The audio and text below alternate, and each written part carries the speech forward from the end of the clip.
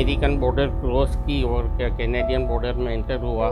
सब कुछ मेरी अमेरिका की वीज़ा ख़त्म हो चुकी थी और अचानक पता नहीं उसके माइंड में क्या आया, तो मुझे वो कहने लगी, my friend, I am not going to let you in, I am going to deport पे बिठाएंगे। अभी अमेरिकन पुलिस आएगी, आपको यहाँ से लेके जाएगी।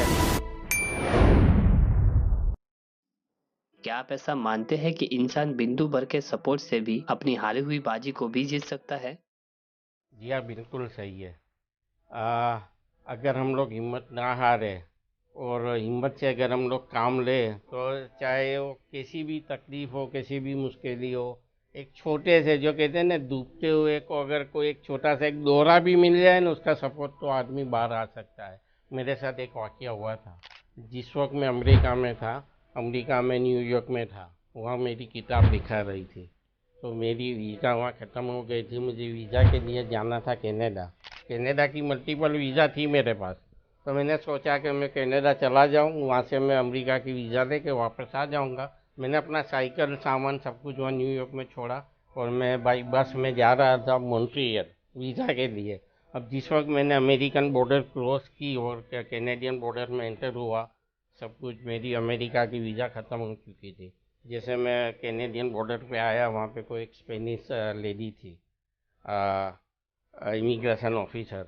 उसने मेरे यही मेरे सब मेडल वेडल लगे हुए थे, सब कुछ देखा करा उसने। हालांकि आज भी मुझे यूँ दिखाया, मेरी फाइल देखी और अचानक पता नहीं उसके माइंड में क्या आया, तो मुझे वो कहने लगी, my friend, I am not going to let you in, I am going to deport you, मैं आपको डिपोर्ट करूँगी यहाँ से। मैंने कहा, क्यों? मेरे पास वीज़ा है। लेकिन अब कोई पता नहीं क्या रीज़न था, उसने मुझे डिपोर्ट किया और मुझे बताया।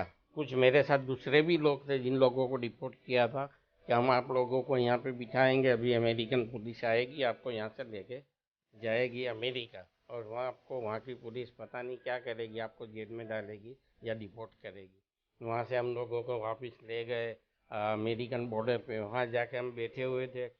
वापस मैं यही सोच रहा था वहाँ पे कि ये मेरा एंडिंग क्या हो रहा है। एंडिंग मेरा जेल में होगा।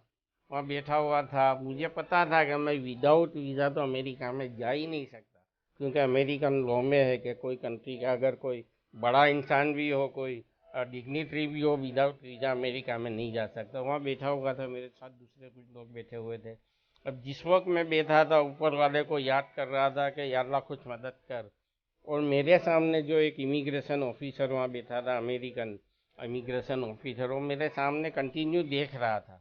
मैं हालांकि टूट चुका था और इतना घबरा गया था, और मेरे सामने देख रहा था, और अचानक मेरे सामने उसने यूं यूं किया। तो मैंने कहा, क्या? तो उसने यूं यूं टोपी के ऊपर हाथ रखा।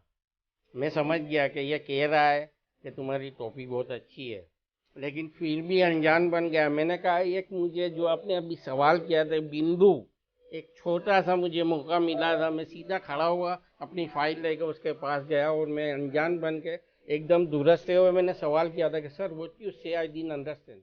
उसने मुझे बोला, my friend, I like your head, way you buy. फिर मैंने उसको एक्सप्लेन किया कि ये हमारी कम्युनिटी की है, हम लोग घर पे बनाते।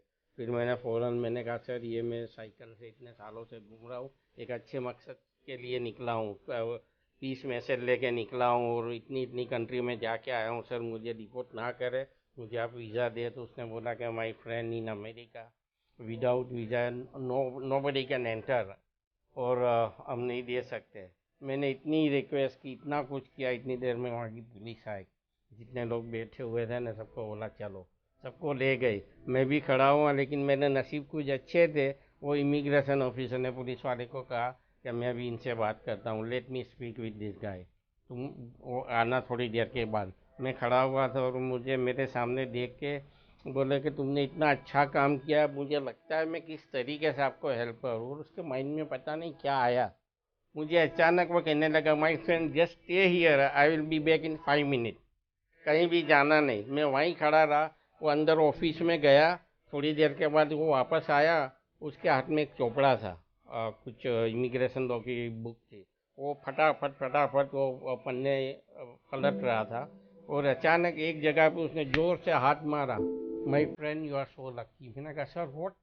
बोले, हमारे कानून में, जो हमारी इमिग्रेशन लॉ के अंदर ऐसा है कि अगर किसी ने कुछ एक्स्ट्रा ऑर्डिनरी काम किया हो, उनको हम ऑन अराइवल वीज़ा दे सकते हैं, और वो 1 महीने की वीज़ा है जो मैं तुमको दूंगा। मैंने कहा वाह। जो एक छोटा सा, जो मुझे एक जो कहते हैं ना कि दोरा पकड़ लिया था और मेरा काम बनने जा रहा था। मैंने कहा सर मुझे 1 महीना नहीं, 6 महीने की चाहिए। तो बोले देखो ये जो लोग हैं उसमें सिर्फ 1 महीने की दे सकते हैं, आप न्यूयॉर्क चले जाना, वहाँ जाके एक्सटेंड करा लेना वीज़ा। उन्होंने 1 महीने की वीज़ा दी। हालांकि मैंने कुछ आर्ग्यूमेंट की तो उन्होंने बोला कि my friend only I left 5 minute, 5 minute बाद मेरी ड्यूटी ख़त्म हो जाएगी, आपको चाहिए वो वीज़ा। फ़ौरन मुझे वीज़ा उन्होंने दी, और वहाँ से फिर मैं जो कनाडा से अमेरिका जाने वाली रिटर्न बस आ रही थी, वो बस में मैं बैठा और मैं अमेरिका न्यूयॉर्क पहुँच गया। और उस एक अच्छी बात है कि जिस वक्त मैं न्यूयॉर्क पहुँचा, दो लोग थे, एक थे उबई भाई साहब और एक अलेक्जेंड्रिया जेब्रोस्की, जो मुझे खूब सपोर्ट करते थे। मैंने उनको फ़ोन किया कि मैं न्यूयॉर्क आ गया हूँ, तो उन्होंने मुझे पूछा कि ताहिर भाई आपने चाय भाई पी क्या नहीं सुबह की। मैंने कहा हाँ पी, क्यों? तो बोले तुम कल निकले थे रात को, अभी तो तुम वहाँ मॉन्ट्रियल पहुंचे होंगे, और कहते हो मैं न्यूयॉर्क आ गया, तो क्या वीज़ा वीज़ा क्या? तो मैंने उनको पूरा वाकया बताया। उनके मुंह से एक ही बात निकली कि ये मिरेकल है और कुछ नहीं। एलेक्स को मैंने फ़ोन किया तो वो मानने के लिए तैयार नहीं थी, मुझे मिलने के लिए आई, और उसने उसके मुंह से भी यही निकला कि ताहिर इट्स ए मिरेकल। तो कहने का मतलब मेरा ये था कि हमारे साथ अगर कोई ऐसी घटना बनती है, हमको घबराना नहीं चाहिए, यकीन रखना चाहिए, ऊपर वाले पे भरोसा रखना चाहिए। और कुछ भी अगर आपको मौका मिले, कुछ लोग हिम्मत हार जाते हैं, खास करके यंगस्टर स्टूडेंट, वो हिम्मत हार जाते हैं, भाई हमारे पास पैसे नहीं है, नॉलेज नहीं है, कुछ हम कुछ नहीं कर पाएंगे। कोई तकलीफ आ जाती है तो घबरा जाते हैं। हालांकि मैंने पूरी सफ़र में ऐसी मैंने बहुत सी तकलीफ आई, लेकिन मैं कभी भी घबराया नहीं, हिम्मत से काम लिया और मैं आगे बढ़ता गया। यही मेरी पूरी कहानी है।